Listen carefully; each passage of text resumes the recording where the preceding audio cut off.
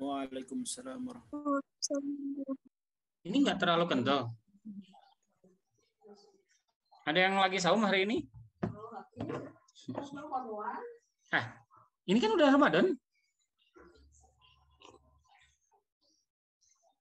Baik, promosi dulu ini ya. Ada tulisan Bank Syariah.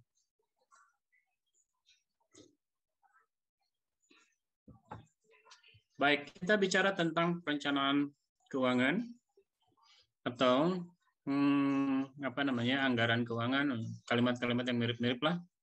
Kita akan bicara tentang itu selama 2,5 jam ke depan. Baik, kita mulai dari tujuan. Tujuan hari ini ada beberapa. Saya harapkan kita akan memenuhi tujuan itu sampai pada akhir pertemuan ini. Pertama, saya berharap Anda memahami hubungan antara strategi perusahaan dan rencananya dan peran yang dimainkan oleh keuangan dalam membangun rencana strategis. Kedua, menjelaskan dampak pertumbuhan pada neraca perusahaan dan peran model pertumbuhan berkelanjutan sebagai perangkat perencanaan. Ketiga, Anda mampu berdiskusi tentang peran laporan keuangan, proforma, dalam proses perencanaan keuangan dan pendekatan singkat untuk memperkirakan dana eksternal yang diperlukan. Berikutnya, bagaimana menggunakan penggunaan neraca proforma dan informasi yang diberikan pada perencanaan keuangan. Kelima, meninjau strategi pembiayaan yang konservatif, agresif, dan cocok yang mungkin digunakan oleh perusahaan. Terakhir, menjelaskan peran anggaran dalam merencanakan memantau arus masuk dan arus kas keluar. Jadi kira-kira yang diharapkan adalah Anda memahami 6 hal itu. Kita akan mulai dari definisi sederhana. Proses perencanaan. Di dalam proses perencanaan anggaran atau penyusunan anggaran, itu kita harus gini. Kira-kira apa yang ada dalam benak saudara-saudara sekalian ketika saudara diminta menyusun anggaran di perusahaan? Kalau Anda ada di perusahaan atau Anda menjadi bagian dari organisasi tertentu, yang non-profit misalkan, kemudian diminta membuat perencanaan anggaran, maka kira-kira apa yang menurut Anda pertama kali Anda pikirkan? Irsyad, apa yang kira-kira kamu pikirkan, Irsyad? Untuk anggaran ya, Pak? Ya, kamu diminta nih sama atasannya buat perencanaan anggaran. Kira-kira apa yang dalam pikiran kamu? Mungkin ini, Pak, melihat persediaan dulu, Pak. Lihat persediaan. Oke, catat tuh. Jadi kata Irsyad yang pertama kali harus dilihat adalah persediaan. Lutfi, apa kira-kira, Pi? Ini tadi kasusnya non profit ya, Pak? Apa aja boleh? Kalau non profit ini, Pak, kayaknya apa? Mengidentifikasi apa kegiatan-kegiatan operasional apa aja yang membutuhkan pembiayaan, Pak. Oke, kata Lutfi, tadi kata Irsyad, cek persediaan. Kata Lutfi, cek apa tuh tadi? Kegiatan operasional. Ya. Oke. Berikutnya, siapa ini? Alvan. Kira-kira apa yang kamu lihat pertama kali, kamu perhatikan pertama kali kalau diminta menyusun perencanaan anggaran, perencanaan keuangan? Itu dari arus kasnya mungkin, Pak. Dari arus kasnya yang masuk keluarnya. Iya. Oke, jadi tadi ada persediaan, ada yang kedua itu jual. Apa tadi? Operasional kegiatan. Kalau Alpan katanya apa tadi, Pan? Dari arus kasnya, Pak. Arus kas yang masuk sama keluar. Nih yang perempuan. Ini kan baru laki-laki nih yang ditanya. Yang perempuan, ada beda pendapat nggak? Perempuan siapa? Ini nyalain dong kameranya. Saya kayak ngomong sama layar aja ini. Nah, Ronisa, apa ada beda pendapat nggak dengan yang laki-laki? Mungkin ini Pak, lihat dulu rencana kerjanya, dana yang ada, kalau misalnya kurang nanti memikirkan dari mana pengumpulan dana. Oke, berikutnya Putri Prastiwi. Apa yang ada dalam pikiran kamu ketika diminta membuat itu? Put? Sama kayak iya Pak, sama kayak yang lain, kayak lihat yang sebelum-sebelumnya itu dana itu biasanya digunakan untuk apa, terus berapa juga uang yang dimiliki, kayak gitu. Baik. Apa yang Anda lakukan itu semuanya itu lebih cenderung berhubungan dengan sesuatu yang sifatnya berjalan terus-menerus. Jadi Anda tidak melakukan perubahan apa-apa gitu ya. Jadi kalau apa yang dikerjakan oleh perusahaan atau organisasi hari ini itu akan sama dengan apa yang akan dilakukan oleh tahun berikutnya. Tetapi yang jadi masalah, tantangan yang dihadapi, ancaman yang dihadapi oleh setiap perusahaan atau organisasi setiap tahun kan berbeda. Nah, maka pemikiran Anda yang lakukan Anda barusan itu sangat berbahaya. Artinya, akan ada ancaman terhadap keberlangsungan organisasi yang saudara pimpin itu. Jadi bagaimana cara melakukan proses perencanaan yang benar?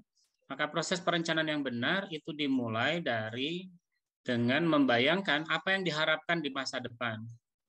Jadi pertama kali yang harus dicek adalah harapan masa depan. Di mana kita bisa mencek harapan masa depan? Harapan masa depan itu bisa dilihat pada visi dan misi organisasi. Jadi visi dan misi organisasi itu harapannya apa? Biasanya di dalam visi itu ditulis harapannya itu akan tercapai kapan itu. Misalkan harapan Alvan tinggal di mana Pan? Saya lupa. Di Kebumen, Pak. Oke, di Kebumen. Misalkan Alvan mau buat perusahaan ukiran kayu tuh, bikin kursi yang di belakang Alvan itu. Maka pertanyaannya kemudian adalah, kenapa Alvan memilih bisnis itu? Apa yang ada dalam benak Alvan? Jadi Alvan misalkan saya ingin mendirikan perusahaan bidang mebeler kayu dengan ukiran, targetnya sederhana, menjadi yang terbaik di daerah Kerasidenan Banyumas misalkan. Misalkan orang nanya, kenapa Kerasidenan Banyumas? Kan pertanyaannya itu. Ya saya nggak bisa bersaing dengan produk Jepara misalkan, yang lebih bagus. Saya nggak bisa bersaing dengan produk dari Jawa Barat misalkan yang harganya lebih murah. Tapi saya yakin saya bisa bersaing untuk wilayah Banyumas misalkan. Bolehkah? Boleh. Lantas kemudian, kapan Alvan kira-kira mau jadi raja di daerah Banyumas? Dalam 10 tahun, Pak, saya yakin. Tulisin tuh. Dalam target masa depan itu. Menjadi perusahaan mebeler berbahan kayu yang menguasai wilayah Banyumas tahun 2026. Kan begitu bayangannya. Maka sesudah tujuan itu ditetapkan, tujuan perusahaan itu kan jelas tuh. Jadi raja di bidang itu. Maka kemudian harusnya timbul pertanyaan begini. Dari mana ide itu muncul gitu? Nah, Alvan harus menjelaskan dari mana ide itu muncul. Ide itu muncul bisa jadi begini. Ada peluang pasar gitu. Jadi kalau misalkan selama ini Pak, kalau mebel-mebel kayu itu beli dari luar kota Pak, dan itu mahal harganya. Padahal harga kayunya murah. Dan orang Kebumen itu sebetulnya punya kemampuan untuk membuatnya sendiri. Ya memang misalkan sekarang kalau ngelihat kursi di belakang Alvan itu kan tampaknya belum ada ide yang inovatif. Itu kursi yang bisa ditemukan di rumah banyak orang misalnya. Kelemahannya misalkan Kebumen itu Pak, belum inovatif, modelnya itu juga. Berarti kan ada peluang pasar tuh. Andai saja membuat dengan model yang lain yang lebih inovatif, mungkin orang lebih suka. Karena walau bagaimanapun orang ketika berkunjung ke rumah orang lain kan inginnya mendapatkan suasana yang berbeda. Alat rumah tangga, ruang tamu, itu kursi, meja itu kan kadang-kadang menjadi prestis buat. Maka kemudian Alvan menawarkan itu. Pertanyaannya, apakah Alvan punya modal? Cek modalnya, punya enggak? Kemudian apakah bahan baku kayu untuk jenis meja kursi ruang tamu itu mudah didapat? Cek sumbernya, di mana harganya, berapa harganya, bagaimana proses pengirimannya. Kemudian apakah Alvan bisa mengerjakan sendiri? Enggak, harus ada orang lain. Harus yang ada ahli vernis, harus ada yang ahli potong, harus yang ada ahli ukir, dan seterusnya. Kemudian, yakin nggak ini akan ada? Misalkan udah bisa nih, berarti butuh pegawai tambahan 5 orang. Yakin nggak bisa kejual? Yakin, kata siapa? Alvan sudah melakukan riset pasar. Ternyata di pasar itu harganya misalkan untuk jenis meja kursi seperti Alvan itu sekitar 7 juta, 8 juta. Kalau Alvan buat sendiri, itu Pak, perkiraan nyampe 4 juta Pak.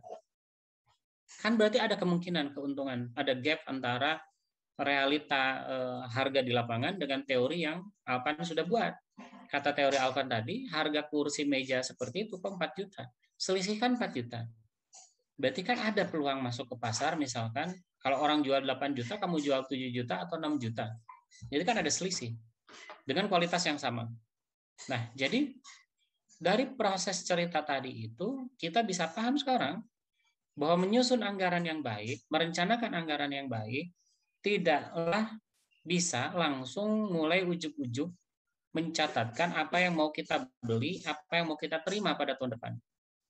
Jadi kalau Putri buat anggaran organisasi ya, misalkan Putri anggota HIMA, terus HIMA MKS itu, himpunan mahasiswa MKS itu mau membuat nyusun anggaran, Putri tuh bikinin anggaran misalkan ya, atau himpunan mahasiswa fakultas atau apa ya disebutnya istilahnya, nggak tahu sekarang. Nah misalkan mau bikin tuh anggaran, kasihin ke orang keuangan, ke orang MKS, karena MKS mempelajari anggaran. Terus Anda ujuk-ujuk aja gitu, Pak Putri itu langsung bikin anggaran, gini. Kemudian kasihkan ke rapat, selesai gitu. Itu proses yang salah. Yang harus Putri lakukan adalah pertama kali tanya ke organisasi, kita ingin apa di masa depan? Apa yang kita rencanakan di masa depan? Kemudian Putri bandingkan apa yang sudah kita punya, apa yang kita belum punya. Yang sudah punya, sudah simpan, divaluasi, yang belum punya dibeli. Untuk mencapai tujuan itu yang belum punya apa? Dibeli. Lantas pertanyaannya nanti akan kalau dibeli berapa? Dari mana uangnya? Kalau sudah jadi barangnya, apa outputnya? Apa yang dihasilkan dari barang yang dibeli itu? Jadi ketika ngomong soal beli uang masuk dan uang keluar, itu bagian yang hampir ending itu. Bagian awalnya itu mencari data tadi. Cari tahu apa tujuan organisasi di masa depan, cari tahu stakeholder perusahaan atau organisasi itu siapa aja. Jadi kalau Anda nanya hanya sekedar ke ketua himpunan, hanya sekedar nanya ke direktur perusahaan, gagal. Anda harus tanya ke semua orang. Ada sebuah teori namanya stakeholder theory. Di situ dikatakan bahwa untuk meningkatkan value dari stakeholder, itu value dari pemilik perusahaan, maka itu berbanding lurus dengan peningkatan value dari stakeholder yang lain.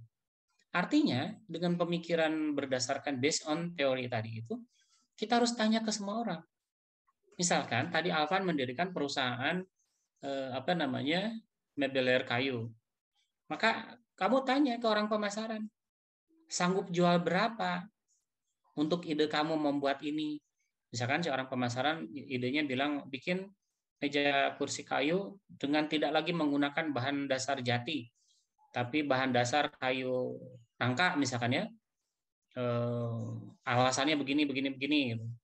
Dijelaskan. Kemudian kamu tanyakan ke dia, kira-kira sanggup jual berapa? Kenapa kamu mikir itu sanggup? Jadi dia kira-kira akan menjual itu kemana yang memiliki keterjaminan akan terjual. Kemudian kamu tanya ke bagian produksi, bisa nggak ngerjain idenya orang pemasaran ini, bikin kursi yang tadi itu? Bisa Pak, tapi butuh kayu gini. Kayunya hanya didapat dari wilayah ini. Ada alternatif. Jadi perencanaan itu bagian dari banyak alternatif. Jadi dengan begitu kita bisa paham bahwa proses perencanaan anggaran itu dimulai dari melihat strategi perusahaan yang tergambar pada misi dan misi organisasi, yang kemudian dilaksanakan dalam bentuk program program kegiatan inilah yang menghasilkan anggaran. Jadi program kegiatan itu menghasilkan berapa pemasukan, berapa pengeluaran. Jadi anggaran tidak hanya sekedar menuliskan pencatatan anggaran masuk dan keluar. Tapi jauh sebelum itu adalah bagaimana strategi akan dibuat. Baik, saudara sekalian, kalau begitu bagaimana caranya agar sebuah perencanaan anggaran itu pada jangka panjang berhasil? Ada beberapa pertanyaan yang harus kita jawab sebagai manajer keuangan. Tadi kita ambil contoh yang Alvan tadi itu memiliki keunggulan kompetitif yang berkelanjutan. Pertanyaannya adalah, apakah Alvan punya keyakinan? Apakah bagian produksi di Alvan punya keyakinan? Apakah bagian pemasaran di Alvan punya keyakinan bahwa produk mebel kayu yang dibuat oleh Alvan itu memiliki keunggulan yang berbeda? Misalkan harus bagaimana cara jawabnya? Cek. Alvan cari di toko-toko mebel yang ada sekarang, mereka jenis kayunya apa, ukirannya apa, yang lagi tren penjualannya tinggi apa, kemarin-kemarin yang tren apa, maka bisa memperkirakan tren masa depan apa. Nah, keunggulan itu yang harus Alvan cari. Jadi memproduksi sesuatu gampang. Tapi mencari apa yang unggul dari produk kita yang susah. Apa keunggulan kita? Apa yang kita tawarkan menjadi keunggulan pada orang lain? Dan setiap orang harus berbeda. Saya seringkali mengatakan begini. Ketika saya memasak, apa sih yang saya pasarkan? Yang saya pasarkan kan ilmu. Selama ini saya mengajar, menjadi konsultan, menjadi tutor, dan hal yang sejenis terhadap perusahaan-perusahaan yang ada. Apa keunggulan kompetitif saya? Apa yang membuat saya unggul dibandingkan orang lain? Pertama, tampaknya kalau saya ingat pengalaman saya, keunggulan saya dimulai dari dokter. Jadi saya dokter. Kemudian itu menjadi brand. Karena dianggap casing itu apa? Bungkusnya itu dokter. Maka dianggap saya mampu menjelaskan banyak hal. Kemudian cukupkah itu? Enggak. Kemudian saya membranding diri apa? Saya membranding diri, saya menguasai semua bidang ilmu manajemen. Bidang ilmu manajemen utama itu ada 4. Manajemen keuangan, manajemen sumber daya manusia, manajemen pemasaran, manajemen strategik. Saya katakan pada semua orang di perusahaan-perusahaan itu, saya menguasai keempat-empatnya. Efeknya kemudian adalah semua pekerjaan yang ada hubungannya dengan manajemen, mereka memanggil saya. Yang kadang-kadang nggak jauh hubungannya itu. Misalkan ada yang kemarin minta, Pak Darmawan bisa nggak minta bantuin perusahaan kita mengelola arsip, kata dia. Manajemen kearsipan. Hanya gara-gara ada kata-kata manajemen di depannya. Kan mengelola itu manajemen. Manajemen kearsipan. Padahal saya bukan sarjana arsip. Arsip itu kan ada kesarjanaannya. S1, S2, S3 arsip ada bisa. Tapi karena mereka tahu saya ahli manajemen, mereka manggil saya. Jadi brand image-nya. Jadi keunggulan kompetitif saya adalah brand image-nya. Pada gelar dokter, dan gelarnya itu menunjukkan kata-kata ilmu manajemen. Di gelar itu tidak ditulis dokter keuangan, tidak. Saya ditulisnya dokter ilmu manajemen. Dokter filsafat manajemen. Akhirnya ya sering dipanggil gitu. Kemudian yang kedua, apa yang keunggulan kompetitif saya? Keunggulan kompetitif saya bilang berkali-kali pada Anda, saya nggak pernah ngomong gaji honor. Jadi ketika saya diminta mengerjakan sesuatu, ketika jadi konsultan, atau mengajarkan sesuatu, ketika jadi narasumber, saya nggak pernah nanya, berapa honornya? Enggak. Ngapain nanya gitu? Kan yang penting sekarang banyak dulu. Kalau sudah banyak pekerjaan, orang mengenal, baru kemudian pasang tarif. Kalau di awal-awal kita sudah pasang tarif tinggi, susah. Alvan misalkan sekarang. Alvan baru mulai bisnis furniturnya. Furnitur ukiran kayu, basisnya meja, kursi yang ada di rumah. Orang belum kenal. Kan kalau misalkan karya Alvan itu bukan karya seniman, nggak bisa harganya tinggi. Alvan tidak dikenal sebagai seniman, atau karya Alvan itu bukan karya seni, tapi karya pop ya. Karya pop itu apa istilahnya? Karya pop itu artinya karya massal ya. Karya massal bukan karya seni, nggak bisa dikasih harga tinggi. Nah, itulah yang saya maksud. Alvan harus cari apa keunggulan kompetitifnya.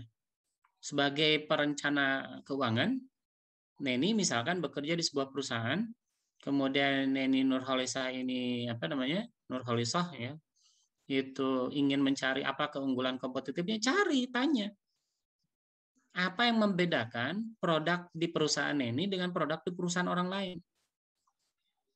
Dan kemudian tanya, apakah produk itu bisa berevolusi? Bisa diperbaiki terus-menerus? Pertanyaan kedua adalah, apakah produk kita bisa bersaing di tempat kita tidak bersaing?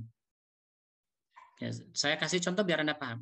Alvan tadi membuat furnitur, memproduksi furnitur, tetapi hanya mentargetkan pasar Banyumas. Banyumas itu kan berarti Cilacap, Purwokerto, Kebumen, terus apa itu di daerah situ yang dekat itu, saya lupa, Kerasidenan Banyumas apa aja. Terus kemudian, apakah artinya Alvan tidak boleh memikirkan bagaimana kalau mau memasarkan ke kota terdekat Banjar misalkan, ke kota sebelah Kulon Progo misalkan? Apakah nggak bisa? Dicari tahu. Memang kita tidak bersaing di situ, tapi apakah mungkin kita bisa bersaing di situ? Nah, sebagai perencana keuangan, Anda harus memikirkan itu. Atau misalkan begini, Halim Pandu Latifah, misalkan diangkat jadi ketua program studi MKS. Produk kita apa sih? Sarjana Keuangan Syariah kan? Nah, pertanyaannya, apakah mahasiswa dari, alumni dari manajemen keuangan syariah itu tidak bisa bekerja di perusahaan misalkan Mitsubishi, produsen mobil ya, tidak bisa bekerja di perusahaan Yamaha, produsen motor, apakah nggak bisa? Kan kita bukan mereka kan bukan produk syariah gitu, apakah bisa? Bisa harusnya, cari tahu. Emang apa sih bedanya mengelola uang syariah dengan mengelola uang non syariah? Kan cuma perbedaannya apakah terdapat larangan-larangan yang dilarang oleh syariat atau tidak di dalam transaksi, kan itu aja. Bedanya keuangan dengan keuangan syariah. Semua prosedurnya sama. Cara ngitungnya sama. Cara memutuskan sama. Hanya pada keuangan syariah ada variabel interventing yang menyatakan sesuatu itu boleh dilakukan atau tidak boleh dilakukan. Itu aja bedanya. Jadi kalau begitu, semua prosedur keuangan yang ada di perusahaan konvensional sama persis. Perbedaan hanya label syariah. Jadi label syariah itu bukan sesuatu yang menjadi restrik kita, bukan. Kita jadi terhalang gara-gara ada syariah di belakang, salah. Jadi yang betul, kita dapat keuntungan dari kata-kata syariah, karena kita tidak hanya bisa sekedar bisa bekerja di bidang manajemen keuangan, tetapi punya keuntungan lebih memiliki pengetahuan di bidang keuangan syariah. Gitu cara berpikirnya ya. Begitupun tadi itu seperti perusahaannya Alvan, perusahaannya Neni, tanya. Kita tidak bersaing di tempat itu, tapi apakah kita bisa bersaing? Untuk apa sih nanya itu? Untuk kemudian kita bisa memikirkan di masa depan, mungkinkah kita mengembangkan sayap, mengembangkan usaha ke tempat itu, ke wilayah itu, dan seterusnya. Gitu ya. Pertanyaan ketiga, apakah ada ancaman? Pada contoh kasus tadi, contoh kasus Halim, ancamannya siapa sih yang ada di Halim itu? Ancaman Halim itu adalah sarjana-sarjana konvensional. Di UGM ada sarjana keuangan. Apalagi di ITB ada sarjana keuangan, di UI ada sarjana keuangan. Maka ancaman terbesar dari dari produk kita, sarjana keuangan syariah, adalah sarjana-sarjana dari universitas konvensional yang memiliki pengetahuan agama yang cukup. Jangan dipikir orang UGM, orang UI, orang ITB, orang UPI tidak lebih syariah daripada orang UIN. Coba cek Anda ke tempat-tempat itu. Mereka sangat paham agama, agamanya bagus, kuliah di tempat hebat. Siapa yang berani bilang kuliah di ITB, kuliah di UI, kuliah di UGM nggak hebat? Jadi mereka orang hebat, paham agama, cocok. Kenapa kata saya cocok? Tadi ingat nggak manajemen keuangan itu dengan manajemen keuangan syariah apa bedanya? Hanya pada persoalan variabel interventingnya aja. Larangan yang terdapat di dalam keuangan syariah apa? Cuma itu. Jadi akhirnya mereka yang dari sarjana-sarjana konvensional itu adalah pesaing terberat kita, ancaman terberat kita. Pada kasus Alvan tadi, pada kasus furnitur tadi, apa ancaman terbesarnya? Ancaman terbesarnya adalah, kata saya tadi, produk dari Jawa Barat yang lebih murah, atau produk dari Jepara yang lebih seni. Kan ancaman. Lantas pertanyaannya, apa yang harus dilakukan Alvan untuk menghadapi ancaman itu? Apa yang harus dilakukan Halim untuk melihat ancaman dari sekolah-sekolah konvensional tadi? Itu yang harus dipikir. Kedua adalah persoalan di mana harus diproduksi, di mana harus dijual. Tadi saya katakan, Alvan, kalau kita mau memproduksi sesuatu, yang harus kita bayangkan sesuatu adalah kita sudah tahu belum mau jual kemana. Jangan membuat produk apapun kalau kita tidak yakin mau jual kemana. Anda bukan seniman. Kalau seniman tuh begini. Seniman itu tingkat keakuannya tinggi. Dia egois. Jadi seniman yang berhasil itu pasti egois. Kalau ada seniman nggak egois, dia bukan seniman. Seniman itu berpikir seni untuk seni. Artinya, kalau Alvan seniman, Alvan akan membuat kursi, meja yang menurut Alvan bercita rasa seni tinggi. Terserah orang suka atau nggak suka. Karena barang seni, kata Alvan, hanya disukai oleh orang yang berkelas. Makanya harganya mahal. Misalkan berpikir gitu ya. Bolehkah berpikir gitu? Boleh-boleh aja. Tapi masalahnya harus berpikir, apakah kita sanggup menjualnya? Ke siapa kita akan menjualnya? Dan di mana kita akan memproduksi itu? Kenapa harus memproduksi itu? Itu adalah pertanyaan penting di dalam perencanaan jangka panjang. Kemudian tadi saya mengatakan bahwa perencanaan yang sudah dibuat oleh orang perencanaan pemasaran juga harus dicek dengan sumber daya. Tadi kata saya, apakah bahan bakunya tersedia? Apakah SDM-nya tersedia? Jadi bandingkan dengan jawaban Anda di awal tadi tentang perencanaan anggaran. Anda kan ngomongnya cuma soal uang masuk keluar gitu ya. Ternyata kita harus bicara juga tentang bahan baku yang tadi sudah disebutkan ya, tadi ada yang nyebut persediaan. Tapi belum ada tuh yang nyebut apakah sudah ada SDM-nya. Jadi perencanaan anggaran akan berhasil kalau kita sudah punya rencana SDM-nya. Halim tadi, apa kira-kira Halim yang harus dipikirkan oleh Halim? Perencanaan anggaran yang berhasil kalau memperhatikan SDM-nya, apa yang diperhatikan kira-kira? Halim, kalau kasus Halim.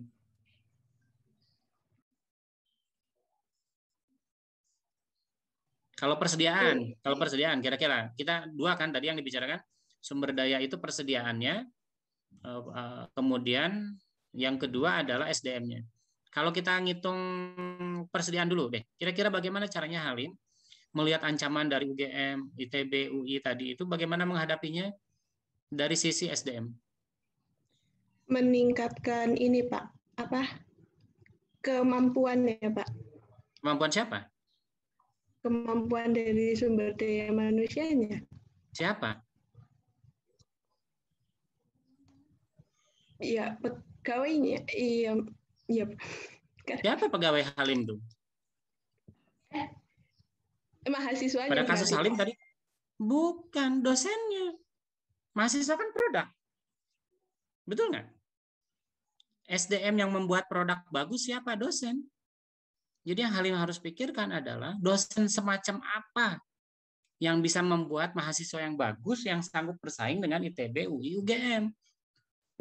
Itu yang harus dalam pikiran Halim itu. Bagaimana caranya membuat dosen yang bagus itu? Apakah dosen yang bagus itu dosen yang terus-menerus menulis buku? Enggak lah. Guru itu, dosen itu, tugasnya nggak nulis buku, tugasnya ngajar. Tetapi untuk bisa mengajar yang baik, kemudian dia butuh menulis untuk memperkaya. Apa yang diajarkan itu akan makin kaya, makin paham kalau dia nulis. Apakah dosen yang baik itu yang jumlah artikelnya banyak? Salah, bukan. Dosen yang baik itu adalah dosen yang bisa mengajar dengan baik. Nah, agar dia mengajar dengan baik, dia memerlukan pengetahuan-pengetahuan terkini. Pengetahuan terkininya dia dapat kalau dia meneliti. Paham ya? Ada bedanya ya, ada stepnya. Jadi, apakah dijamin orang yang menulis banyak artikel jurnal itu akan menjadi dosen yang baik? Enggak. Itu kan pengetahuan teoritis. Oh, kalau gitu ada tambahannya. Harus dibuat Halim itu dosen-dosen yang memiliki pemahaman praktis. Cari dosen yang punya pemahaman praktis. Jadi dosen mengajar sekaligus juga bekerja di perusahaan. Nah, cari yang model gini. Atau apalah caranya? Dari sisi persediaan kira-kira Halim. Bagaimana cara meningkatkan mutu persediaan Halim? Tadi persediaannya apa berarti? Mahasiswanya. Mahasiswa. Oke, gimana caranya mahasiswanya jadi lebih bagus? Gini, Pak. Gini, Halim. Mahasiswa jadi bagus, itu perkaranya dua hal. Pertama adalah proses edukasi yang ada di kampus. Jadi proses edukasi sebagai hasil dari sumber daya yang bagus itu akan menghasilkan mahasiswa yang bagus. Kedua adalah bahan baku.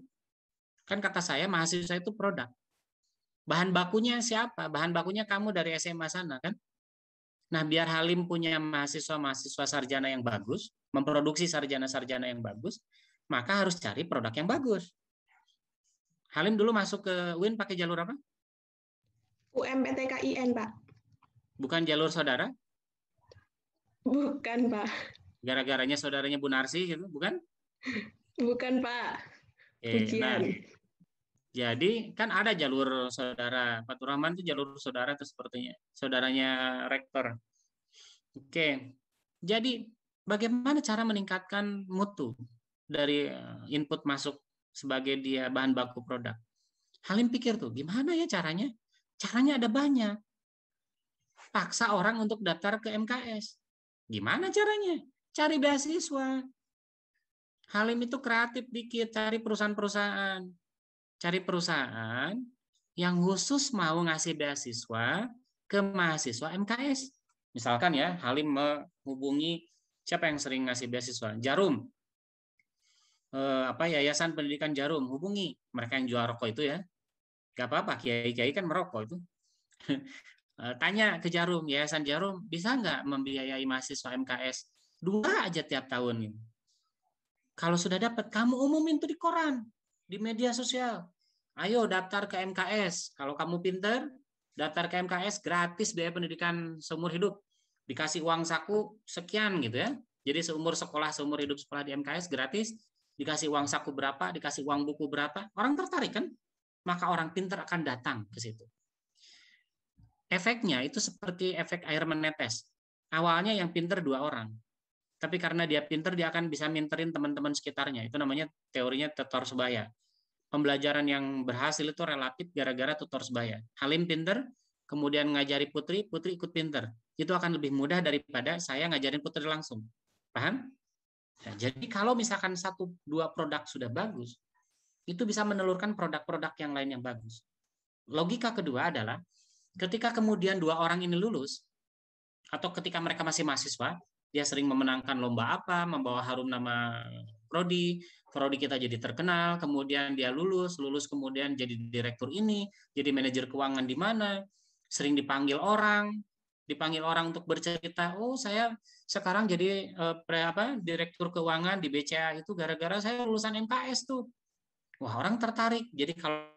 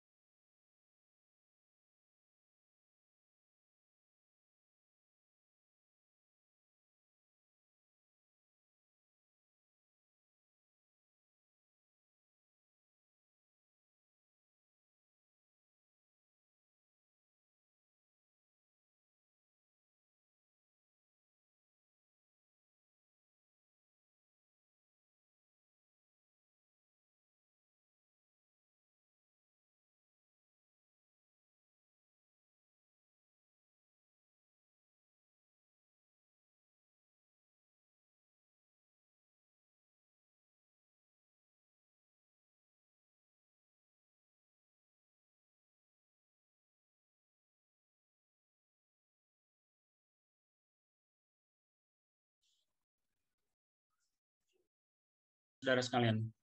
Jadi, ini sesi kedua. Jadi, kalau kita buat pertimbangan, maka pertimbangan yang paling pokok itu adalah bagaimana caranya agar kita memaksimumkan sumber daya kita. Sumber daya itu dari 2 sisi. Dari SDM-nya maupun dari persediaannya. Persediaan itu yang dimaksud adalah persediaan produk ya. Bahan baku lah kira-kira bahasa umumnya. Nah, itu yang harus kita pertimbangkan ketika kita memproduksi sesuatu. Kalau misalkan kita tidak bisa efisien di dalam penggunaan SDM itu nggak bisa. Oleh karena itu, kalau Anda membuat rencana anggaran tanpa melibatkan perencanaan SDM, gagal itu. Oleh karena itu, saya katakan dari awal, kalau Anda ingin menjadi manajer keuangan yang baik, jangan hanya kuasai manajemen keuangan. Pelajari manajemen SDM, pelajari manajemen pemasaran, pelajari manajemen strategik. Baru Anda bisa menguasai bidang keilmuan kita dengan baik. Karena ternyata hanya untuk merencanakan anggaran saja ini kan baru langkah awal nih. Kita belum ngapa-ngapain ini. Jadi kita belum ngapa-ngapain, belum melaksanakan proses proses pelaksanaan tugas kita sebagai manajemen keuangan. Hanya baru rencananya aja kita akan gagal kalau kita tidak memiliki pengetahuan itu. Karena tidak bisa menggunakan sumber daya dengan lebih efisien. Gitu ya. Jadi agar Anda bisa memahami perencanaan anggaran yang baik, saran saya mulai sekarang baca-baca buku tentang SDM maupun pemasaran. Tanpa pengetahuan itu Anda akan kesulitan. Baik. Lantas peran kita di dalam perencanaan jangka panjang itu apa? Ada 4. Perencanaan yang tadi kita bicarakan itu kita merangkaikan. Jadi manajer keuangan itu tugasnya merangkaikan. Merangkaikan cerita ya. Tadi kan pertama orang pemasaran, orang perencanaannya mengatakan akan memproduksi sesuatu. Produk ini kemudian dianalisa oleh perencana produksi. Perencana produksi akan mengatakan apakah dia punya sumber daya, punya bahan baku, punya SDM atau tidak untuk mengerjakan ini. Oh, bahan bakunya siap. Oh, alat dan mesin siap. Jadi orang produksi menyatakan sanggup mengerjakan apa yang direncanakan oleh pemasaran. Tapi kemudian ini ada hubungan sama orang lain nih, SDM. Tanya ke SDM, benarkah kita sudah siap ke perencana SDM? Kalau belum, apa yang harus disiapkan? Apakah harus ada diklat untuk pegawai yang sudah ada? Atau haruskah rekrutmen? Nah, kita lihat ternyata orang keuangan itu harus menggabungkan atau merangkaikan banyak kegiatan strategis, banyak manajemen strategis dari divisi atau dari bagian lain. Jadi kalau begitu, pertama adalah peran orang keuangan itu adalah merangkaikan kegiatan yang mengakibatkan tercapainya tujuan strategis. Yang kedua, peran keuangan itu adalah penanggung jawab. Itulah sebabnya orang keuangan itu memiliki peran sentral di perusahaan itu. Peran sentral itu artinya peran yang kuat gitu ya, terpusat. Jadi apa-apa itu tanya orang keuangan. Karena orang keuangan itu memiliki tanggung jawab yang memastikan bahwa rencana strategis itu sudah sesuai dananya, sumber dananya ada, prospek masa depannya kelihatan gitu ya. Nah, karena dia bertanggung jawab, maka secara tidak langsung dia juga memiliki fungsi kontrol. Fungsi kontrol itu dilakukan dengan cara memastikan apakah dalam implementasi rencana strategis perusahaan itu semua bagian, pemasaran, produksi, SDM, akuntansi, pokoknya semua deh, logistik, apakah sudah dilakukan dengan benar. Nah, kalau tadi rangkaian keterampilan itu tools-nya adalah perencanaan dari pemasaran, perencanaan dari produksi, perencanaan dari SDM, tanggung jawab itu diambil gara-gara peran sentralnya. Fungsi kontrol dilakukan dengan cara apa? Bagaimana kita orang keuangan mengkontrol implementasi rencana strategis itu? Dengan cara melihat cash flow. Jadi, fungsi kontrol dilakukan oleh manajemen keuangan dengan melihat arus kas. Apakah arus kas sudah sesuai dengan rencana? Jika tidak sesuai dengan posisinya yang sangat bertanggung jawab itu, apa yang harus dilakukan? Nah, kegiatan ini yang disebut sebagai manajemen risiko. Kan tidak semuanya rencana itu berhasil, kan? Ada kemungkinan ketidakberhasilan. Apa kemungkinan ketidakberhasilan itu diakibatkan oleh apa? Tadi misal, rencana pemasaran, rencananya bisa gagal gara-gara bahan bakunya mungkin tidak tersedia. Alat dan mesinnya ternyata memiliki waktu hidup gitu ya. Kan dia kan sifatnya menurun. alat dan mesin itu diamortisasi ya, diturunkan nilainya. Ternyata mesinnya tidak akan berproduksi lagi sesudah 5 tahun, kemampuannya menurun. Ini kan dihitung oleh manajemen risiko.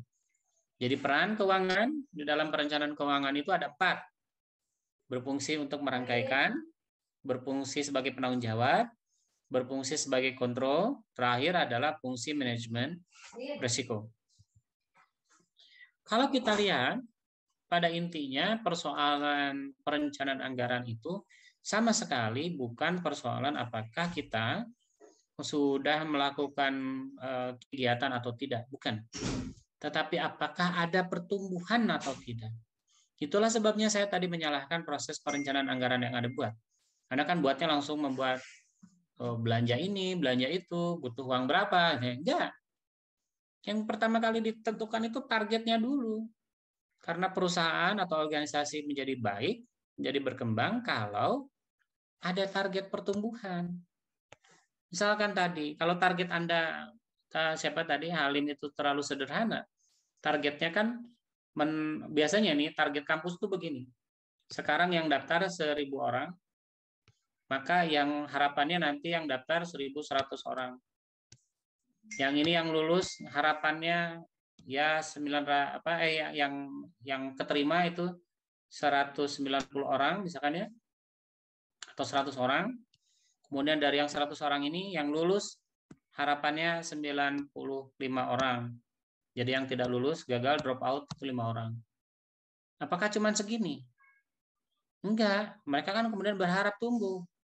Tapi apakah berharap tumbuh itu artinya mahasiswa yang diterima akan naik terus? 120, 130, sampai kemudian 500 orang? Kan enggak. Pertumbuhannya yang mana? Ini pendaftar. Makin banyak pendaftar, artinya sekolah itu makin bagus. Apakah itu artinya jumlah mahasiswanya makin banyak? Tidak. Mahasiswa itu tidak boleh sampai sebanyak-banyaknya. Misalkan ditargetkan 200, sudah 200 itu maksimum saja. Nggak perlu kemudian nambah jadi 500 orang, ngapain? Yang harus diperbaiki adalah kualitas lulusan. Lulusannya asalnya misalkan 95%. Naikin jadi 98%. Terus apakah bisa naik lebih tinggi lagi? Enggak, batasnya 100. Enggak ada bisa lebih tumbuh lulusan dari asalnya 100% jadi 110%. Ya 10-nya dari mana? Anak kucing. Enggak bisa, berhenti sampai sini. Lantas di mana pertumbuhannya? Kan ini tumbuh. Lantas di sisi ini apa yang tumbuh? Enggak ada lagi yang tumbuh. Ada keterserapan.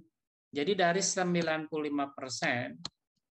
lulusan Halim itu 95% itu yang bekerja di perusahaan keuangan berapa orang? Jadi perusahaan bidang keuangan berapa persen? Yang bekerja di kementerian, lembaga, tetapi di bidang keuangan berapa persen? Berapa yang bekerja di perusahaan tetapi tidak di bagian keuangan?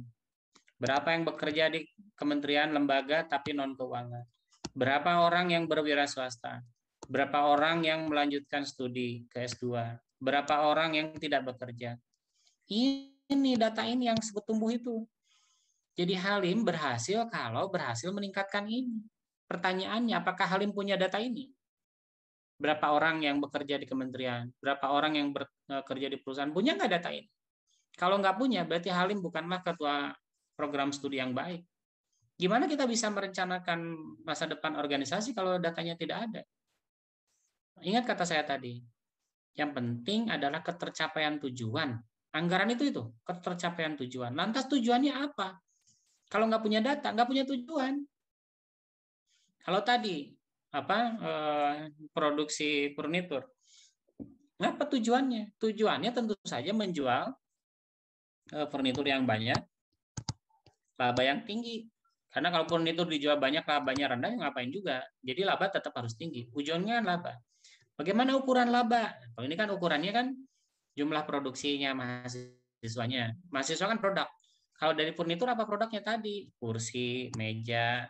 Kemudian dilihat. Bukan jumlahnya yang terjual saja yang jadi penting. Nih lihat.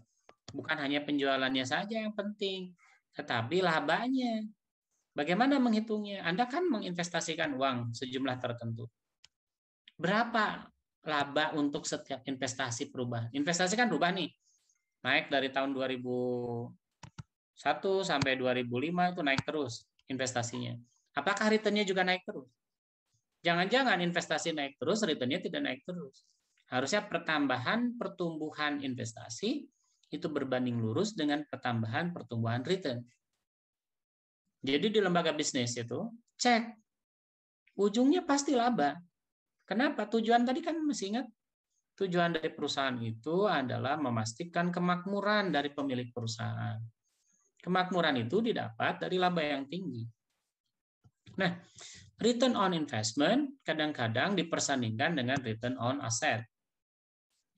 Return on asset itu kenapa penting dipertimbangkan? Karena kadang-kadang tidak berbanding lurus. Jadi asetnya itu misalkan kita buat jadi ekuitas ya. Apa yang mau kita gambarkan dengan pertambahan ekuitas itu? Itu yang harus kita cari. Tetapi memang return on itu adalah alat pertumbuhan yang paling sederhana. Artinya variabel yang dibicarakan ini terlalu sempit. Oleh karena itu timbullah alat ukur lain yang disebut sebagai economic value added. Jadi apakah ada nilai tambah ekonomis dari apa yang kita produksi tadi? Kan tadi produksi furnitur itu kan asalnya kayu. Nilai ekonominya dirubah menjadi furnitur. Perubahan ini haruslah menghasilkan nilai tambah juga dalam bentuk laba, dalam bentuk uang. Nah, apakah pertumbuhan itu meningkat dengan perubahan bentuk ini? Ini yang harus dipertimbangkan. Jadi ketika Anda mempertimbangkan baik buruknya pertumbuhan, lihatlah tujuan organisasinya. Tidak semuanya itu persoalan investasi, enggak. Anda dirikan program studi karena Anda di sekolah negeri, jangan bicara investasi. Kebijakan publik itu nggak penting investasi itu. Berapa banyak uang itu nggak penting. Bagi kebijakan publik yang penting ketercapaian tujuan. Rugi nggak jadi masalah, karena rugi dan untung bukan tugas kita sebagai pemerintah. Tugas kita sebagai pemerintah itu memperhatikan kesejahteraan orang. Salah satu instrumen kesejahteraan adalah pendidikan. Nah, makanya instrumennya ini, keterserapan ini. Beda ya. Jadi ketika Anda menyusun anggaran, ceklah anggaran yang Anda buat itu apa. Apakah profit? Kalau profit ya sudah, gunakan ini, ROI, EPA, penjualan. Kalau dia non-profit, cek dulu tujuannya apa. Ternyata untuk tujuan pendidikan begini. Tujuan yayasan begini. Tujuan apa lagi? Penggalangan dana zakat apa gitu ya. Beda-beda. Target pertumbuhan ini yang harus kita jelaskan dari awal.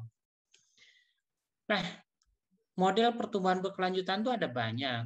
Ada di sini setidaknya saya catatkan 5. Masing-masing beda-beda. Ada yang mempertimbangkan ekuitas saham biasa. Jadi dia disebut tumbuh itu kalau dia menerbitkan saham baru atau tidak. Kalau misalkan dia tidak tumbuh ya tidak menerbitkan saham baru. Artinya jumlah saham beredar ya itu aja sama gitu ya. Jadi tidak menerbitkan saham baru. Jadi sesudah IPO itu menerbitkan saham baru kah? Nah, ceritakan. Ini sudah ada di pertemuan sebelumnya. Kemudian ada perputaran aset total perusahaan. Ini apakah dia ada pertumbuhan atau tidak dicek. Apakah ada pertumbuhan dividen? Kan dividen itu kan ada di kebijakan dividen, ada dividen tetap, ada dividen menurun. Ada dividen menurun itu tentu saja tidak diniatkan ya. Dividen menurun itu biasanya artinya fluktuatif, bisa naik, bisa turun. Ada dividennya 0, pokoknya nggak mau ngebagiin dividen aja. Nah ini juga harus dicek penyebabnya. Apakah kalau ada perusahaan membagikan dividen 0 terus-menerus artinya pertumbuhan perusahaan itu tidak terjadi? Jangan salah. Orang nggak mau membagikan dividen itu gara-gara dia memisahkan laba ditahan itu untuk investasi. Maka efeknya kemudian gara-gara dia tidak membagikan dividen, nilai investasinya makin besar, laba perusahaan yang dihasilkan dari aset jadi lebih besar. Jadi artinya perusahaan itu tumbuh walaupun dividennya 0. Hati-hati ya. Kemudian ada juga yang mempertimbangkan antara rasio aset dengan ekuitas. Jadi apakah pertumbuhan itu maknanya makin besar ekuitas itu maka asetnya makin nambah? Belum tentu. Aset itu tidak mesti sama dengan ekuitas. Tidak mesti. Nah, masalahnya apa yang kita jadi bahan pertimbangan? Apakah laba bersih perusahaan itu terus-menerus konstan, itu artinya perusahaan itu tidak tumbuh berkelanjutan? Itu juga harus dicek. Ini akan menjadi sebuah sebuah riset yang banyak ini. Dari satu poin aja bisa jadi riset yang berbeda-beda. Jadi, saudara sekalian, atas dasar itu kemudian Anda sebagai manajer perusahaan atau sebagai Chief Financial Officer harus membuat satu laporan yang disebut sebagai laporan keuangan pro forma. Jadi laporan keuangan pro forma itu apa tuh kira-kira laporan keuangan pro forma?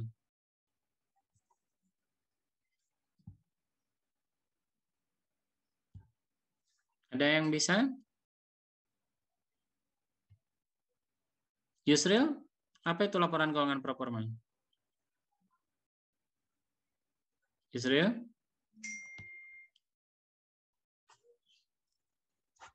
Jangan-jangan pada tidur.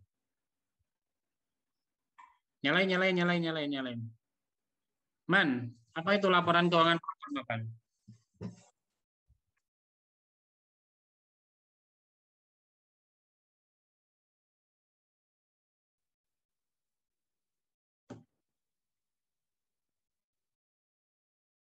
Pi, buat apa Pi ngebuat itu Pi? Laporan pro forma itu buat apa? Pernah dengar laporan pro forma nggak Pi? Tuti? Ya Pak.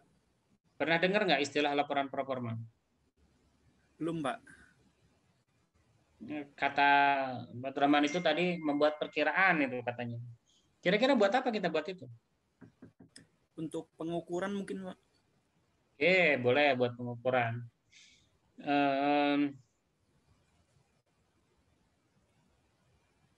Salwa.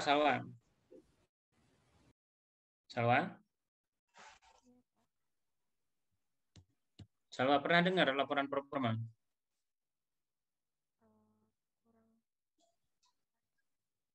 Salwa di mute? Enggak ada suaranya. Kurang pernah dengar sih Pak kalau laporan. Nah, berdasarkan apa yang saya tulis tadi, laporan pro forma itu didefinisikan seperti ini. Kira-kira menurut kamu buat apa itu kira-kira?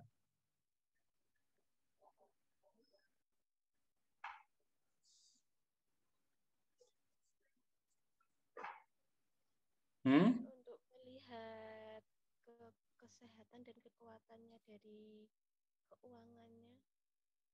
Oke, Wahyu coba kasih contoh praktis Wahyu. Kegunaan dari laporan pro forma itu buat apa Wahyu kira-kira? Contohnya misalnya saya punya perusahaan. Nah, perusahaan ini bidangnya misalnya manufaktur Pak, memproduksi pakaian misalnya. Nah, jadi saya setiap ketika mau memproduksi atau melakukan perencanaan keuangan secara berkala setiap tahunnya itu saya perlu membuat laporan performa itu untuk kayak kita mengevaluasi sejauh mana kita berhasil dari perencanaan keuangan yang kita susun. Itu sih Pak menurut saya. Baik, berarti saya mulai paham salah pahamnya. Laporan proforma itu, laporan keuangan proforma itu justru rencana. Jadi rencana anggaran itu ya. Kalau anggaran yang biasa Anda sering lihat itu kan berapa uang maksimum yang boleh dibelanjakan. Kan begitu anggaran itu ya. Anggaran perusahaan, anggaran kantor, anggaran organisasi.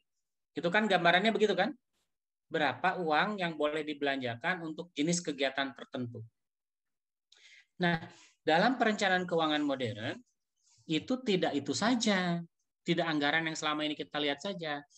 Tapi salah satunya adalah laporan keuangan pro forma. Jadi laporan keuangan pro forma itu seperti yang tadi sudah dijelaskan oleh teman-temannya, itu gunanya untuk perencanaan, target.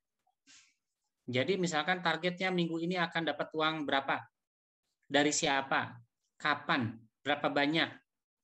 Itu laporan keuangan performa itu begitu. Kemudian dicatatkan sebagai apa? Sebagai proyeksi cash flow. Jadi yang pertama kali dibuat dalam laporan keuangan performa itu adalah proyeksi cash flow atau laporan arus kas. Jadi uang dan masuk itu berapa kira-kira minggu ini, bulan ini, tahun ini dicatat. Apa kepentingannya? 2 kepentingannya. Tadi menurut teman-teman Anda, kepentingan pertama alat evaluasi. Alat evaluasinya adalah ketika nanti di akhir tahun, dibandingkan tuh antara laporan keuangan dengan laporan performa tadi. Apakah performa kita itu sudah sesuai harapan kita? Diharapkan uang masuk pada bulan Februari itu sekian miliar. Realitanya begitu enggak? Diharapkan perubahan ekuitas yang terjadi adalah sekian miliar. Terjadi enggak?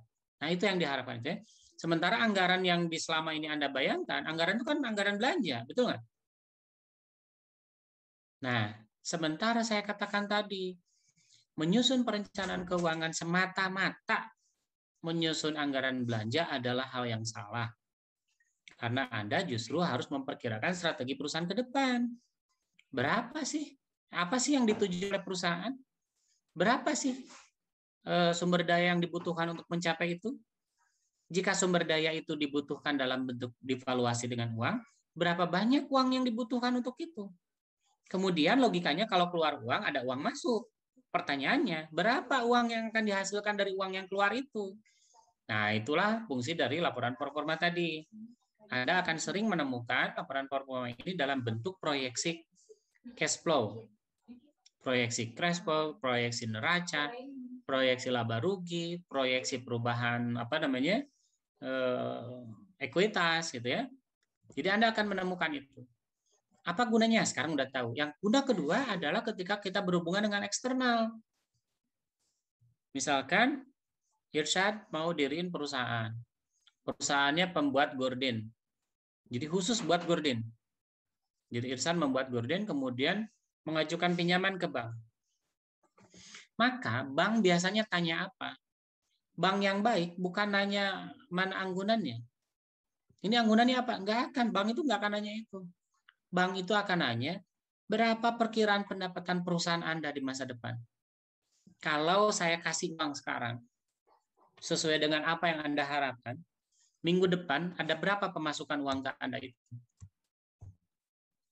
Minggu depan, bulan depan, tahun depan, 5 tahun yang akan datang, berapa Anda akan menghasilkan uang dari uang yang saya pinjamkan ke Anda itu? Nah, itulah yang kita fungsikan sebagai laporan performa itu. Jadi sebagai alat evaluasi bisa. Karena kita bisa membandingkan kan antara harapan dan realita. Kepentingan dengan stakeholder bisa. Misalkan para pemasok. Di mana-mana itu, Lutfi, kita akan senang berproduksi kalau kita nggak ngeluarin duit. Benar nggak? Ya? Lutfi ingin punya bisnis, tapi nggak mau ngeluarin duit. Semua orang juga pengennya begitu. Nah, yang jadi masalah, apakah para pemasok sumber daya kita, bahan baku kita itu mau masuk barang ke kita tanpa dibayar dulu, nunggu kita jual barangnya? Ada yang mau. Siapa? Mereka yang mau itu mereka yang sudah melihat proyeksi cash flow kita di masa depan, bulan depan, 3 bulan yang akan datang, semester yang akan datang, tahun depan, berapa dapat uangnya. Paham ya gunanya sekarang performa ini? Oke. Jadi kalau Anda menjadi seorang manajer keuangan atau menjadi chief financial officer, harus dibuat ini untuk kepentingan Anda sendiri di internal maupun di eksternal. Jadi kegunaannya ada 2. Nah, kemudian saudara sekalian, bagaimana kemudian strategi kita membiayai pembiayaan tadi? Ada 3 strategi utama di dalam pembiayaan. Tadi kan kita melihat ya, bahwa kita sudah membuat strategi masa depan mau apa. Kemudian kita sudah membuat laporan performa. Jadi kira-kira akan ada cash flow seperti apa. Dari anggaran yang sudah kita rencanakan pada langkah kedua. Jadi langkah pertama buat strategi, langkah kedua buat anggaran, langkah ketiga buat laporan performa. Maka pertanyaannya untuk memenuhi itu kan butuh modal. Butuh biaya untuk membiayai rencana-rencana tadi itu. Ada 3 strategi yang Anda bisa lakukan. Pertama, strategi konservatif. Strategi konservatif adalah strategi yang paling lazim digunakan oleh perusahaan-perusahaan. Kenapa lazim dipergunakan oleh perusahaan-perusahaan? Karena biayanya rendah. Jadi pinjaman jangka panjang itu bunganya relatif rendah. Makin panjang Anda meminjam uang, maka makin rendah Anda mendapatkan bunganya. Orang pada minjem uang jangka panjang. Tetapi kita punya masalah. Misalkan tadi, Irsyad mau bikin gorden, butuh uangnya misalkan 1 juta. Kata bank, jangan 1 juta deh, minjemnya tanggung 10 juta aja. Gitu. Pertanyaannya 9 juta mau dipakai apa? Tetapi kalau misalkan pinjaman jangka pendek, misalkan per kali ada orang pesan gorden, kamu pinjam uang ke bank, bunganya tinggi. Nah, pertanyaannya sekarang. Pertanyaannya ya. Hoironisa, kira-kira kenapa pinjaman jangka panjang bunganya tinggi ketimbang pinjaman jangka pendek? Kenapa pinjaman jangka pendek itu bunganya rendah? Karena ini Pak, kayak bunga itu kan kayak di perhitungan majemuk itu Pak. Bukan. Lama waktunya. Ini. Pak, pakai logika, Pak Heronisa, pakai logika. Iya. Kenapa bank akan membebani nasabah dengan bunga yang lebih rendah untuk pinjaman jangka panjang ketimbang pinjaman jangka pendek? Apa logikanya? Tahu nggak? Tingkat risikonya mungkin, Pak. Tingkat risikonya. Jadi kalau jangka panjang risikonya lebih apa? Lebih rendah? Iya, Pak. Wah. Kurang kena, Pak. Wahyu. Apa bayangannya? Kenapa pinjaman jangka panjang bunganya lebih rendah? Karena itu bisa juga sih berkaitan dengan nilai uang. Karena ketika saya misalnya meminjamkan uang ke teman saya, itu yang relatif waktunya lebih sedikit, itu nanti otomatis pengembaliannya itu kan lebih cepat dan saya bisa membelanjakan uang saya itu ke yang lain gitu. Sedangkan untuk uang yang saya pinjamkan lebih panjang itu otomatis lebih lama saya akan ke pending untuk bisa membelanjakan ke kebutuhan yang lain. Jadi hak saya untuk membelanjakan uang itu otomatis akan ada ini jeda, Pak. Jadi nggak bisa. Enggak. Kayaknya masih belum klop. Fahmi, dengerin cerita saya, Fahmi. Ya, Pak. Untuk bunga pinjaman jangka panjang itu bunganya lebih rendah dari pinjaman jangka pendek. Apa logikanya, Fahmi? Kenapa bisa begitu? Kenapa pinjaman jangka panjang bunganya lebih rendah daripada pinjaman jangka pendek? Mungkin karena apa ya, Pak? Jumlahnya uang itu lebih banyak, jadi dikasih jangka tenor pengangsuran lebih panjang, jadi bunganya bisa lebih ringan gitu, Pak? Atau gimana ya, Pak? Kenapa? Justru itu pertanyaannya. Kenapa lebih ringan? Mungkin karena pertimbangan resikonya itu tinggi, Pak. Jadi resiko untuk yang ditanggung oleh pemberi pinjaman itu tinggi. Jadi mungkin bunganya itu ditinggikan oleh pihak pemberi pinjaman itu, Pak. Gini, Fahmi. Ya, Pak. Gini ya, Fahmi, Wahyu, Heronisa, kita harus bergaya seperti orang kaya. Kalau kita, itu adiknya Fahmi, awas dulu, jangan ganggu dulu, cepret nanti. Diam dulu, kakaknya lagi belajar. Nanti saya ke situ bawa lidi nanti. Dengerin. Harus bergaya kayak orang kaya dulu. Jadi Fahmi, Wahyu, Heronisa itu orang kaya. Punya uang banyak. Lebih senang mana uangnya? Dipinjemin. Jadi setiap hari Fahmi harus nyari orang yang mau minjem uang ke Fahmi.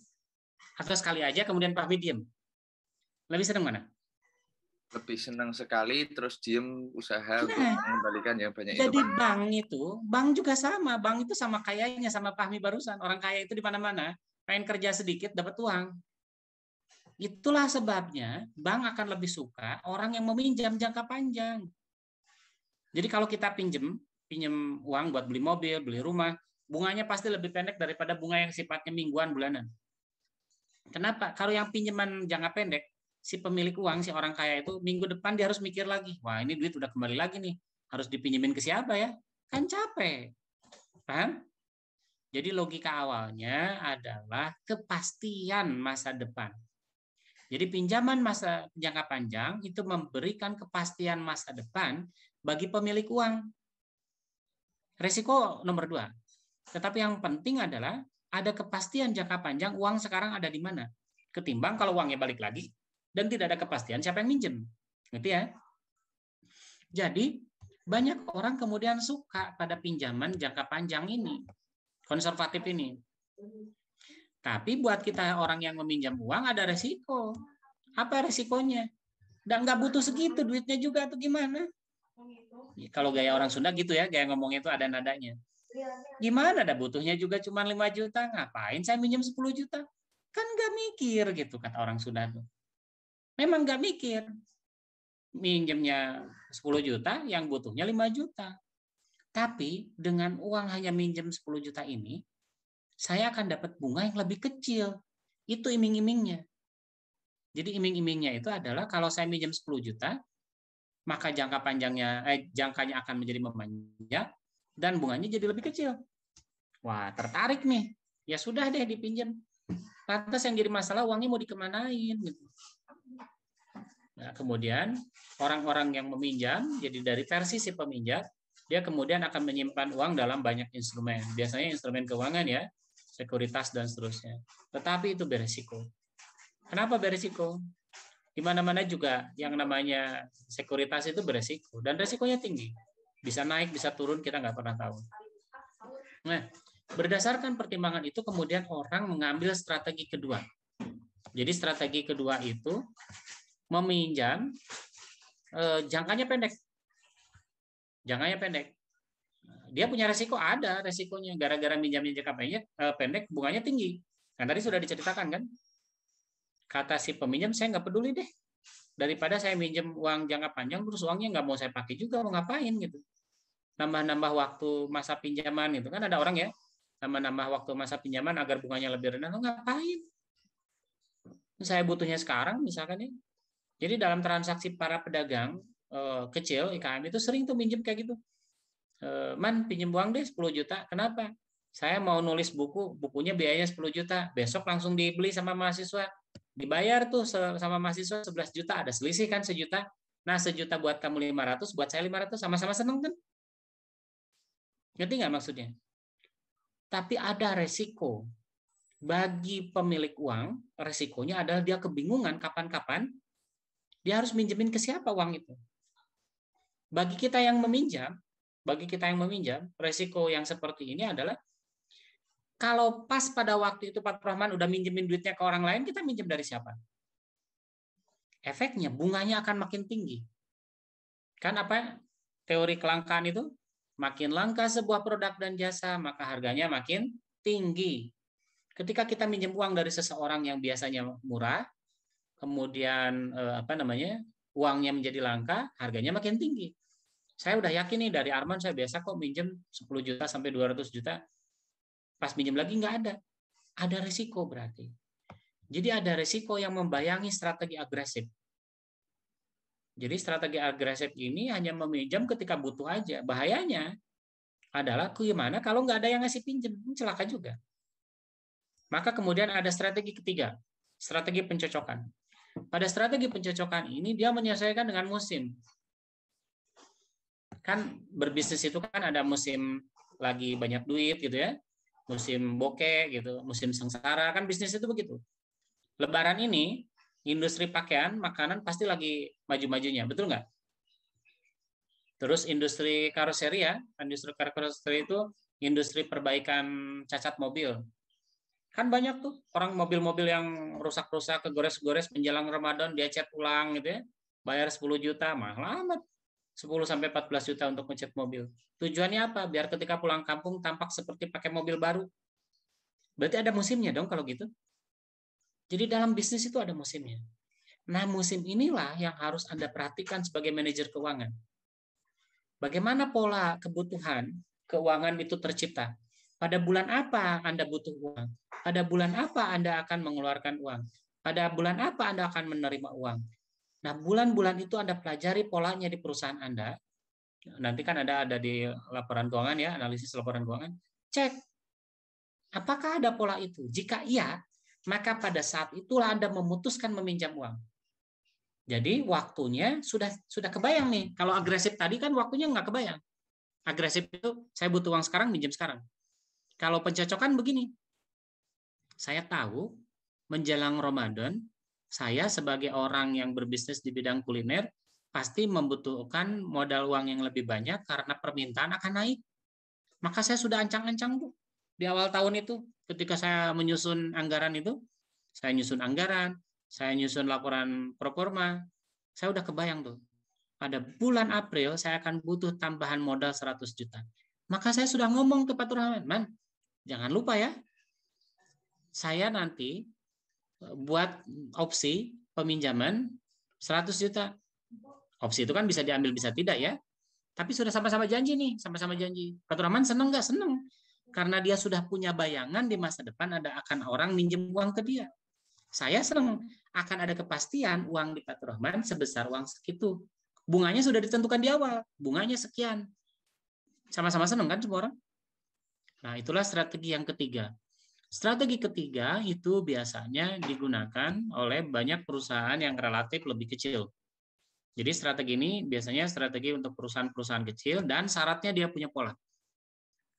Sedangkan perusahaan besar itu relatif menggunakan strategi konservatif. Jadi pinjam uang itu jangka panjang.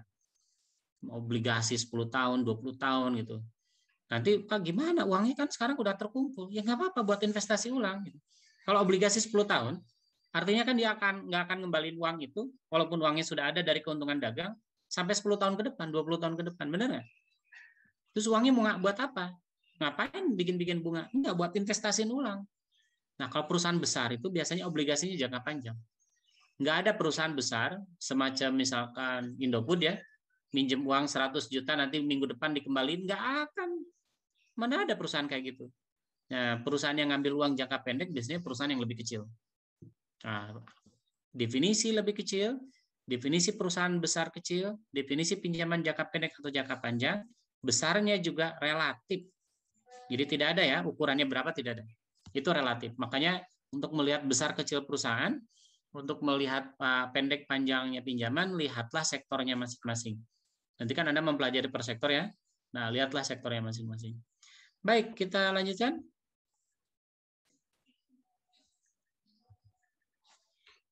Anggaran yang harus kita susun itu harus memperhatikan beberapa, terutama tentang anggaran kas. Dalam cash flow, apa yang harus kita perhatikan? Pertama, kita pastikan berapa penerimaan tunai kita. Uang masuk itu berapa sih? Berapa uang keluar atau pencairan tunai itu berapa? Atas dasar itu kita akan bisa membuat arus kas bersih, kas akhir, kebutuhan pembiayaan, dan kelebihan kas. Atas dasar itu, kalau kita sudah benar membuat penyusunan anggaran, kita akan tahu ketidakpastiannya. Nah, sesudah kita tahu ketidakpastian,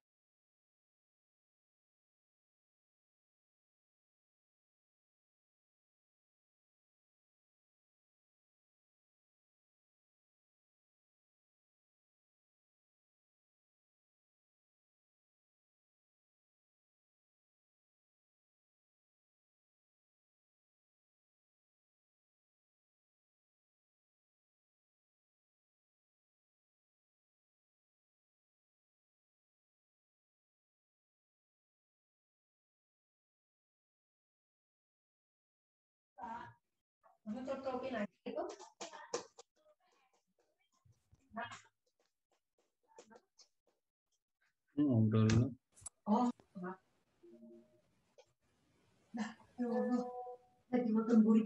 Baik, kita lanjutkan pada sesi ketiga, sesi terakhir. Jadi kita tadi itu lantas sesudah kita tahu akan ketidakpastian anggaran kas, apa manfaatnya buat kita? Manfaatnya adalah soal strategi keuangan tadi, strategi pembiayaan.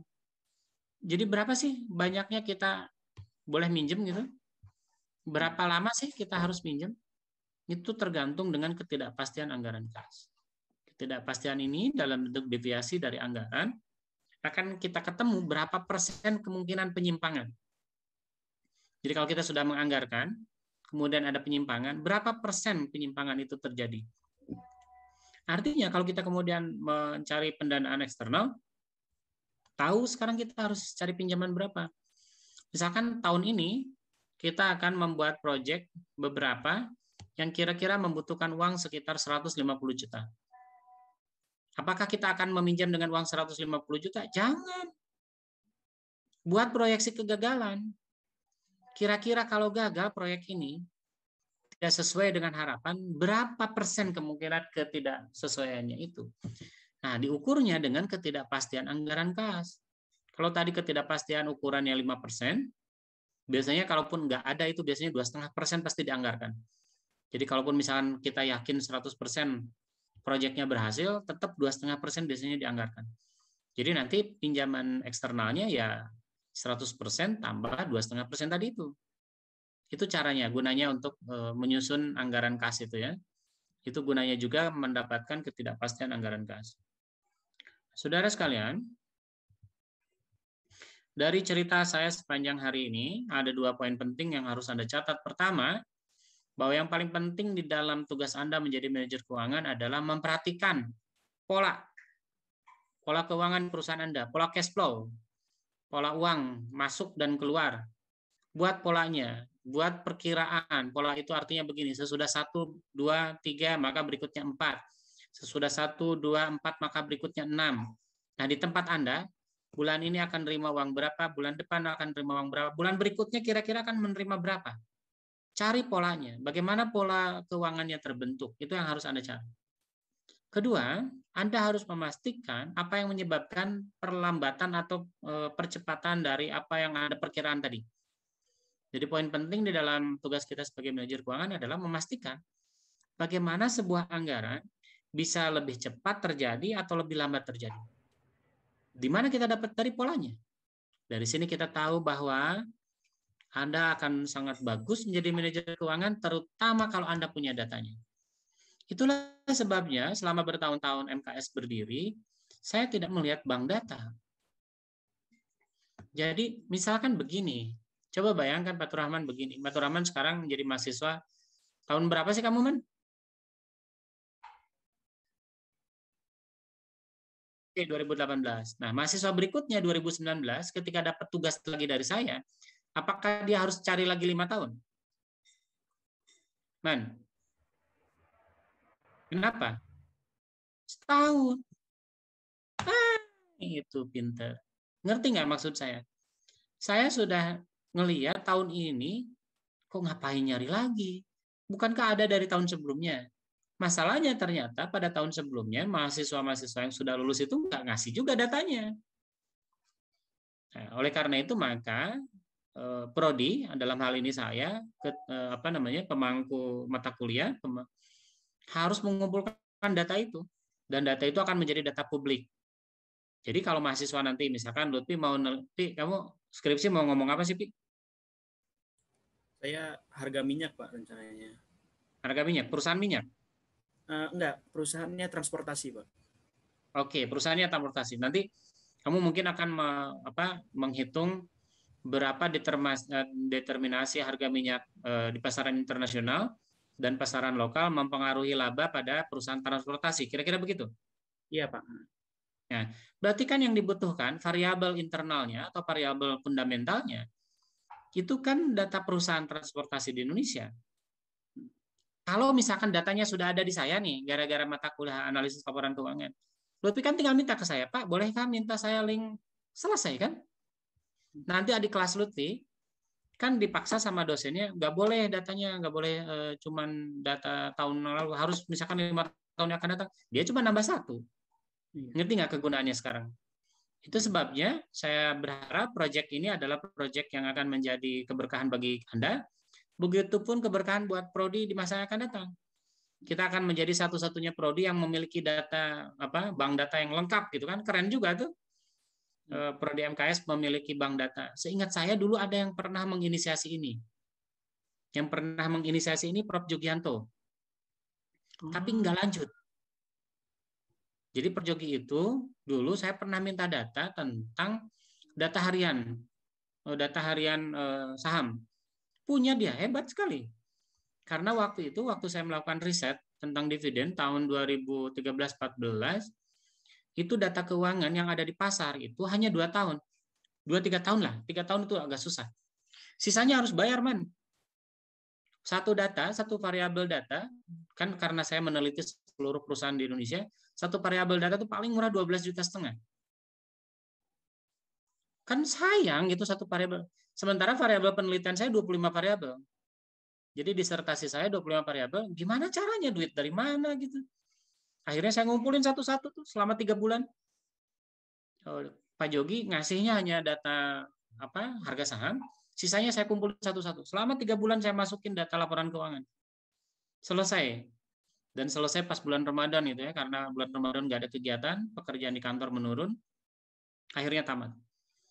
Nah, bayangkan kalau mahasiswa S1 harus melakukan itu. 3 bulan hanya untuk kumpulin data aja kan berat. Coba kalau kita bagi-bagi nih, setiap orang 1, 2, 3, 4 perusahaan, paling tinggi 10 perusahaan, kerjain, masukin datanya, ayo diolah data bareng-bareng. Akhirnya begini misalkan. Fatur Rahman atau tadi Lutfi berarti butuh data apa? Lutfi pakai apa rencananya? ROI, ROA? Pakai ROI, Pak. Nah, bayangkan kalau datanya kemudian kita olah kan?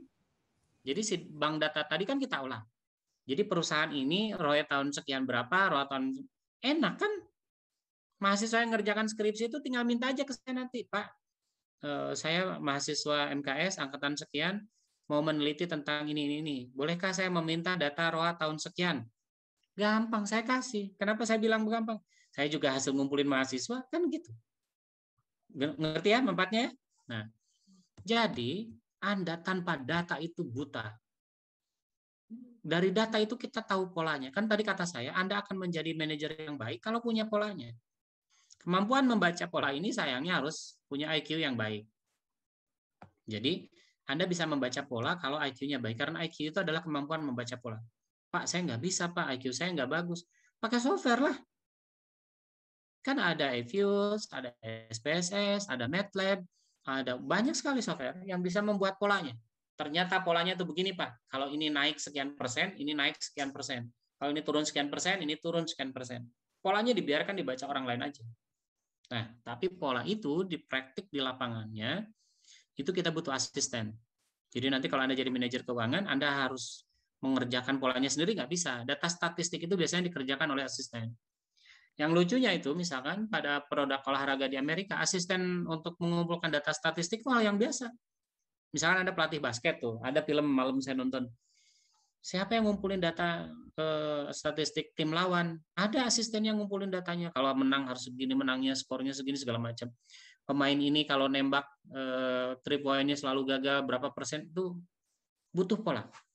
Jadi Anda tanpa pola nggak akan bisa jadi manajer apapun. Jadi kalau Anda bekerja di suatu perusahaan, maka data yang pertama kali Anda harus kumpulkan adalah data yang berhubungan dengan pekerjaan Anda selama berapa tahun terakhir. Kemudian Anda lihat polanya. Berikutnya, kalau Anda disebut seorang manajer keuangan yang baik, itu kan dilihat salah satunya dilihat dari perencanaannya. Pertanyaannya, apakah nilai perencanaan yang baik itu adalah nilai perencanaan kalau perencanaannya itu 100% tepat? Salah. Jadi, perencanaan disebut baik atau tidak baik itu sangat tergantung oleh tindakan yang dilakukan oleh manajer untuk beradaptasi terhadap perubahan. Jadi kalau rencana itu menyimpang, nggak jadi masalah, bukan berarti rencana itu buruk. Tetapi rencana yang baik itu adalah tindakan apa yang diambil oleh manajer untuk kemudian mengantisipasi itu. Jadi apa yang dilakukan oleh manajer untuk mewujudkan gitu ya. Jadi tindakan apa yang terpaksa dilakukan oleh manajer untuk mewujudkan apa yang sudah direncanakan. Itulah perencanaan yang baik itu. Jadi perencanaan yang baik itu harus punya alternatif rencana kalau begitu. Kalau ini gagal atau tidak tercapai 100%, si manajer harus melakukan apa. Nah, jadi dalam perencanaan anggaran yang Anda buat, jangan cuma sekedar membuat anggaran belanja. Itu kelas manajer kemarin sore itu. Nah, kelas Anda, karena Anda bekas mahasiswa saya, harus punya rencana apa tadi? Gimana urutannya? 1, bagaimana nyusun perencanaan itu? Rizky, bagaimana penyusunan perencanaan anggaran yang betul itu? Rizky, pertama apa? Rizky? Ya, kalau kameranya mati tuh gini nih. Nggak kelihatan mahasiswanya bangun atau enggak. Nyalain semua kamera, saya cek satu-satu. Ya, Pak. Ya, Rizky. Kayaknya tadi tiduran terus sekarang bangun itu. Kelihatan dari rambutnya acak-acakan. Oh, ini belum. Ayo Rizky, apa pertama kali yang kita lakukan sebagai manajer keuangan? Untuk menyusun memperhatikan pola uang, pola keuangan terbentuk. Bukan. Nah, ayo ingat-ingat lagi. Pertama kali apa kata saya? Ayo yang lain. Strategi, Pak. Oke, strategi. Jadi yang harus Rizky udah dijawab sama milenial ini.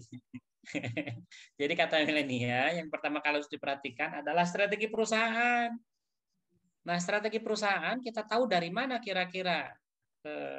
Salwa, dari mana kita tahu strategi perusahaan?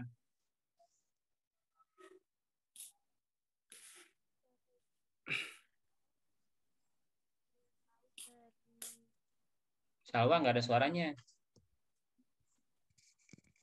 Strategi perusahaannya kita tahu dari tujuannya apa, mungkin dari visi misi. Tahu dari mana tujuan perusahaan? Visi misi, Pak. Nah, gitu. Jadi kita cek. Kita kan harus lihat strategi perusahaan. Kita cek strateginya. Lihat visi misinya, apa yang diharapkan di masa depan. Sesudah kita tahu bayangan itu, barulah kita kemudian menjadi tahu apa yang kita mau produksi. Kita tahu mau produksi itu kenapa? Tahu tujuan perusahaan.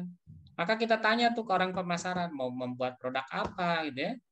Mau membuat produk apa, bagaimana. Jadi intinya yang ketiga adalah cek tentang pasar. Jadi sebelum melakukan proses perencanaan anggaran itu cek pasar dulu nih.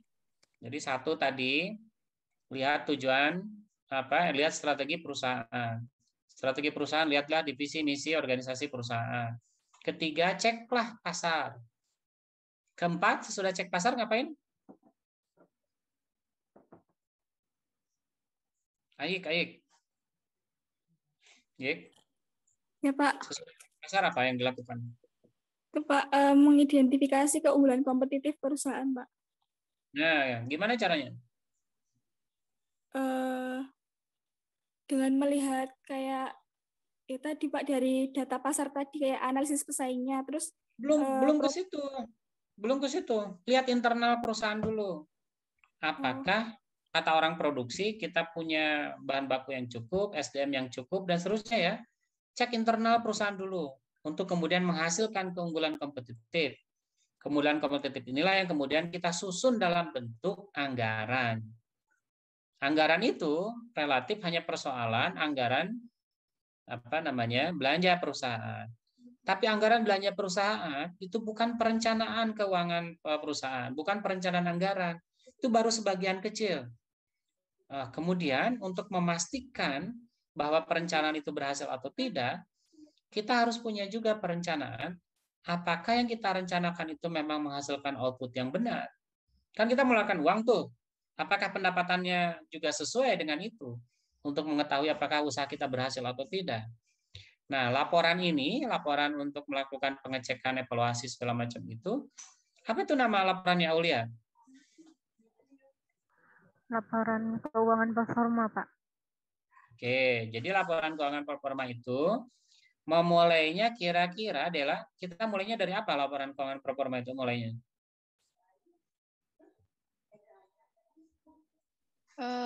Membuat proyek cash flow mungkin, Pak. Ya, jadi pertama kita buat proyeksi cash flow. Dari proyeksi cash flow kita membuat proyeksi neraca, membuat proyeksi laba rugi, membuat proyeksi perubahan arus kas. Itulah alat kita untuk menyusun perencanaan itu. Nah, langkah-langkah itu yang Anda harus kerjakan. Jadi kalau Anda nanti bekerja di perusahaan hanya membuat anggaran belanja perusahaan itu salah. Jadi Anda harus mengerjakan itu sampai kemudian membuat perencanaan evaluasinya bagaimana. Nah, kalau begitu peran dari keuangan, kita orang keuangan itu ternyata luas sekali. Gitu. Ada 4 peran keuangan di dalam perencanaan keuangan. Nurul Intiqomah, sebutin 1. Peran keuangan itu apa 1? Nurul, nyalain kameranya biar saya lihat kamu tidur apa bangun. Nurul.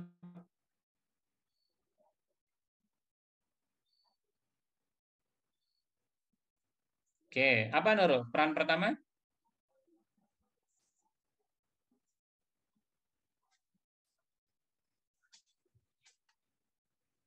Kok nggak ngomong? Gimana, Pak? Fahmi apa katanya, gimana apa?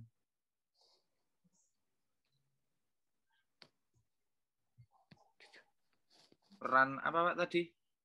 Ya, sama juga, Pi. Ya, Pak. Apa katanya, Pi? Pertanyaannya, Pi? Peran orang keuangan di dalam perusahaan itu apa aja? Ada 4 tadi. Ya, apa aja, Nurul? Itu merangkai, terus apa tuh? Merangkai itu apa? Jelasin. Jawab. Merangkai itu apa maksudnya? Maksudnya merangkai strateginya itu, Pak. Merangkai proses perencanaan anggaran. Mulai tadi dari strategi, pemasaran, produksi, SDM, dan kembali lagi kita ke orang keuangan. Itu tugas peran utama itu yang pertama. Yang kedua, Inaya, peran kedua apa? Inaya, malah matanya aja bergerak-gerak. Ya Pak, agak putus-putus Pak, maaf Pak. Kenapa? Oke, peran kedua apa Inaya? Penanggung jawab menilai kelayakan untuk rencana strategis itu Pak yang tadi. Itu clear ya, mudah dipahami. Milenya udah. Afirsta, apa itu? Bacanya apa? Nama panggilannya apa ini? Afir ini? Vita, Pak. Vita. Afirsta. Ini Afirsta. Berarti ibunya namanya Afi, bapaknya namanya Firman, Setia Abadi, gitu ya pasti namanya itu. Baru tahu ya. Bener nggak nama ibu bapaknya gitu? Harusnya ibunya namanya Afi, bapaknya namanya Firman. Biar setia abadi, kasihlah nama anaknya Afirsta. Oke, bisa apa? Peran ketiga. Fungsi kontrol, Pak. Gimana jelaskan bagaimana orang keuangan melakukan fungsi kontrol pada perencanaan keuangan? Dengan melihat arus kasnya. Oke. Ramadan. Halo? Ramadan? Iya, Pak. Oke, apa tuh peran keempat? Ya, Pak. Kontribusi keuangan, Pak. Kontribusi besar keuangan. Enggak. Peran keempat keuangan di dalam perencanaan keuangan. Apa tuh peran keempat?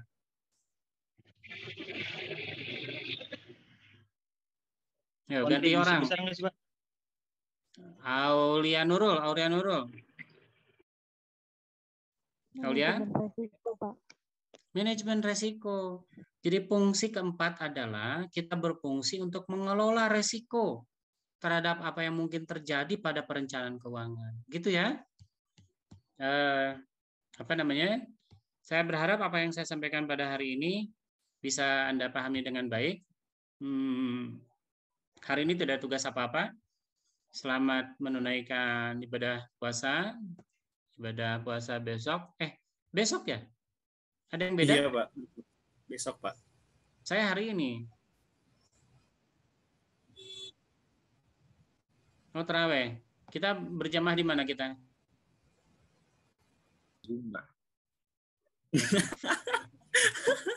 Tapi kayaknya harus dicoba itu. Apalagi kalau yang di Mekah itu panjang sampai ngantuk itu. Karena ayatnya panjang-panjang itu. Tapi rakaatnya lebih pendek. Man, kamu berapa rakaat, Man? Tarawihnya?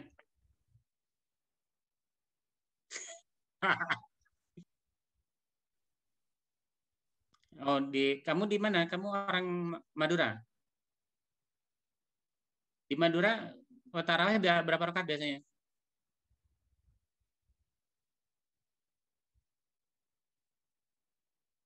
Oke, 20 rakaat. Pi, kamu berapa, Pi? Kalau saya ikut yang di sini, Pak, yang di Jogja. Jogja berapa? Jadi yang Jogja itu berarti berapa itu? 11, Pak. 11. Jadi 443. Masa ada tarawih 11? Salah. Nggak ada tarawih 11. Salwa, bener nggak, Salwa? Salwa. Bentar. Salwa. Bener nggak ada tarawih 11 rakaat? Ya, 3-nya witir, Pak. Iya, jadi tarawihnya mah cuma 8. Tarawihnya 8. Masa 11? Nanti aliran sesat nanti orang nyebutnya. Bukan, kan tambah witir, Pak, biasanya. Langsung diwitirin, Pak. Oke, asal jangan 2 rakaat aja ya. Ya, sekarang kan masa pandemi nih. Pada tarawih di mana? Di masjid apa di rumah? Di masjid, Pak. Oke, buat Anda yang ini, Pi, kamu kos atau apa, Pi? Di rumah, Pak, ini, Pak. Di rumah, oke. Buat mereka yang bukan orang asli Jogja, yang sering keluar masuk Jogja, saran saya tidak melakukan tarawih di masjid. Karena Anda rentan mengganggu kesehatan orang Jogja asli. Kalau Anda memang nggak pernah keluar dari sejak pandemi, selalu ada di Jogja, Anda boleh sholat tarawih di Jogja, karena tidak akan mengganggu kesehatan orang Jogja. Jadi tolong jangan saling menularkan penyakit ya. Jadi buat Anda orang Jogja nggak apa-apa sholat berjamaah di masjid kalau Anda punya keyakinan bahwa yang berjamaah itu rata-rata memang orang Jogja. Tapi kalau ada kontaminasi orang Madura seperti Pak Rahman, suruh dia swab dulu. Nah, boleh sholat tarawih di masjid, tapi mana surat keterangan bebas COVID-nya? Gitu. Enak aja masuk ke masjid terus nyebarin penyakit. Hati-hati ya, dipastikan Anda semua sehat-sehat. Inaya sekarang di mana? Di Jogja? Di rumah, Pak. Baru pulang kemarin dari Jogja. Sekarang ada di mana? Di Kebumen. Nah, berarti kan Inayah tuh mungkin bawa penyakit dari Jogja ke Kebumen. Tahan diri, jangan tarawih sampai 14 hari kemudian. Kalau yakin sehat, 14 hari kemudian baru boleh ke masjid untuk tarawih. Mungkin Pak Rahman bilang gini, wah ini si Bapak aliran sesat nih, radikal. Kata Nabi, sholat tarawih itu yang diminta oleh Nabi di masjid 3 hari, Pak. Masa ini hari ke-15 kan gitu ya? Bukan apa-apa, karena Inayah baru dari luar kota. Inayah mungkin tampak sehat, tapi di dalamnya mungkin bawa penyakit. Tahan diri dulu, jangan ke masjid sampai 14 hari. Kalau kemarin berarti kan sisa 13 hari ya. Nah, hari ke-14, hari ke-15 baru boleh masuk masjid karena sudah yakin tidak bawa penyakit apa-apa. Sama yang lain begitu ya. Kalau ke masjid, cek-cek apakah Anda di lingkungan masjid yang relatif tidak ada orang asing keluar masuk. Karena sekarang sedang fase naik. Sekarang COVID sedang fase naik karena sekarang lagi fase vaksinasi. Jadi ketika orang divaksin, itu imunitasnya sedang rendah. Jadi hati-hati Anda yang divaksin bukan berarti kemudian Anda sekarang imun, salah ya. Justru imunitasnya sedang dalam keadaan menurun, sampai berapa hari kemudian nanti imunitasnya baru menguat. Jadi Anda cek-cek ya, pertimbangan betul-betul apakah akan sholat tarawih atau enggak. Tarawih itu sunnah. Membuat orang lain celaka itu haram. Jadi jangan belagu, bilang, wah saya nggak apa-apa, nggak peduli, terus Anda bawa penyakit, bikin orang sakit, itu haram, itu udah jelas. Merugikan orang lain. Sementara tarawihnya sendiri sunnah. Jadi pekerjakanlah sesuatu sesuai dengan urutan kebaikannya. Ustadz Alvan nanti di mana ini? Tarawih? Di rumah, Pak. Kalau Ustadz Alvan ini gayanya gaya 212 ini. Nggak di tengah jalan kan? Enggak. Kalau di kelas ini nggak ada yang gini sih, kenapa ya? Padahal syarat orang muslim itu katanya kayak gini. Nggak kurang kemuslimannya kalau nggak ada ininya. Ini kan bersih-bersih itu. Nanti kalau Inayah nyari, Salwa nyari, cari yang gini. Jangan yang bersih ya, karena nggak sesuai dengan sunnah Nabi itu. Baik, saya berharap Oh, beda selera. Oke, baik. Nah, saudara sekalian, saya berharap Anda semua menjaga kesehatan. Kurangi jam belajar ya. Kurangi jam belajar, perbanyak baca buku. Jadi pada bulan Ramadan ini jangan banyak belajar, tapi banyaklah baca buku. Buat yang nggak ngerti, boleh nanti nanya ke saya, apa bedanya belajar sama baca buku. Oke, bulan Ramadan jaga kesehatan, jangan sampai sakit. Karena kita di masa pandemi, Anda sakit flu sedikit, bisa disebut COVID ya, dan itu berbahaya buat kesehatan Anda, karena kalau Anda masuk rumah sakit, Anda akan disatukan ke kelompok orang yang benar-benar COVID, padahal Anda belum tentu. Itu bahayanya. Jadi usahakan sehat-sehat aja. Jaga kesehatan, banyak makan vitamin C, buah-buahan gitu ya. Kalau nggak ada, carilah di kebun tetangga, gampang ya. Yang penting ada solusi. Saya berharap kita akan ketemu pada kapan ya? Anda lulus kapan sih? Berapa semester lagi? Tahun, Pak.